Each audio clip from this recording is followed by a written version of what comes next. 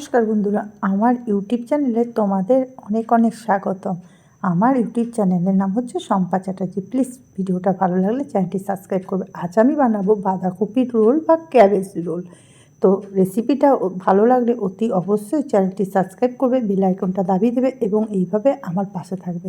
এরকম নিত্য নতুন ভিডিও পাওয়ার জন্য বেল আইকনটা দাবিয়ে দেবে। আমি ডেইলি এরকম ঝটজলদি একটা করে ভিডিও বানাবো বা বাঁধাকপির রোল বানাবো। তো কেমন ভাবে কি বানাবো ওটা দেখতে থাকো। তো চিকেন দিয়ে বানাবো না, কেন চিকেন আমি খাই না। তো ঝটাপট কি করবে, এইটা যদি ভালো লাগে আমার চ্যানেলটি সাবস্ক্রাইব করবে, বেল আইকনটা দাবিয়ে দেবে এরকম ভিডিও পাওয়ার জন্য। এটা কেটে ফেলে দেবো, নিয়ে একে একে একটা করে পাতা ছাড়িয়ে দিই।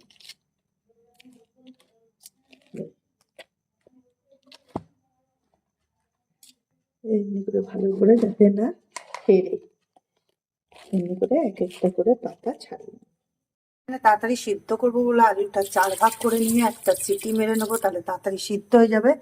এদিকে বাঁধাকপিটা একটু মিনিট এক ভাপিয়ে নেবো, তাহলে কি এটা বেশ মোড়া যাবে, ভালো হবে। তো পুরের জন্য নিয়ে নিচ্ছি আদা গ্রেট করা, রসুন সেদ্ধ করা, দরকাশা শুকনো লঙ্কা, কালো জিরে, নুন, ধনে পাতা, এখানে আলু। আর এদিকে গ্যাস চালিয়ে দিয়েছি, এখন পুরটা করবো। দেখো বন্ধুরা, আমি কালো জিরে, রসুন, শুকনো লঙ্কা দিয়ে দিয়েছি। এরপরে দিয়ে দেবো ম্যাশ করা আলু। দেখতেই পাচ্ছ, এখন উপর থেকে আমি শুধু ধনে পাতাটা ছিটিয়ে রেখে দেবো। আর এখানে আমি নিয়ে নিচ্ছি কর্নফ্লাওয়ার আর ডিমটা আনি। দেখো, এটা কর্নফ্লাওয়ারটা আমি একটু দিয়ে গুলেছি। ওকে, আমি দিয়ে দেবো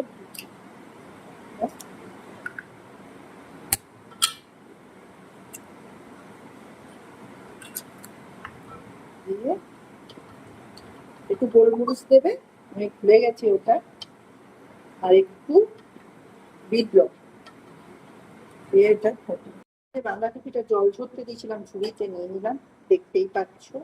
এইভাবে এবারে কি করব, এইভাবে লম্বা করে, যেটা আমি এটা রোল বানাচ্ছি, এটা চিকেন দিলে পনির দিলে খুবই ভালো হতো। যেটা আমি এটা ভাপিয়ে নিয়েছি, ওতে এটা রোলের মতন আমি ভালোই মুড়তে পারবো, দেখতেই পাচ্ছ।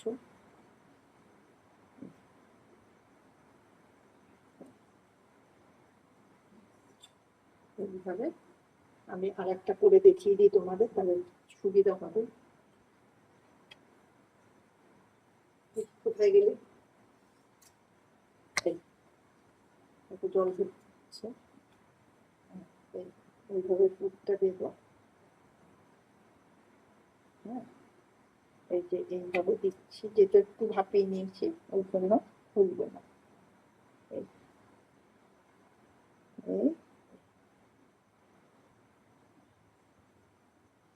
এই করে আমি এক একটা করে বানিয়ে, দেখো এইভাবে পুরোটা ভরা হয়ে গেছে। এইভাবে এক করে নিয়ে নেব, একদম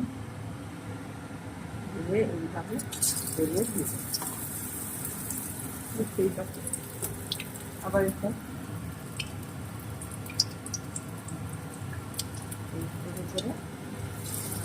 আমি হালকা সিমে করবো, তাহলে ভিতরটা ভালোভাবে ফ্রাই হবে, দেখতেও ভালো হবে। হালকা করে এইভাবে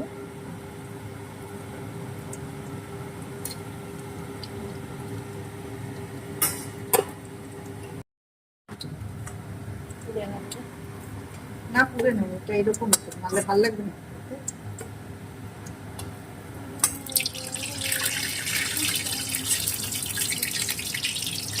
তেলও বেশি উঠছে না। এখন আমি ক্যাবেজ রোলটা বানিয়েছি, এবারে খাওয়ার পালা।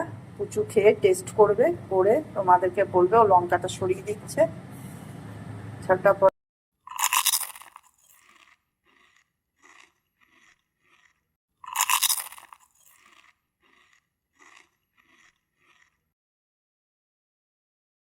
Wow, wow.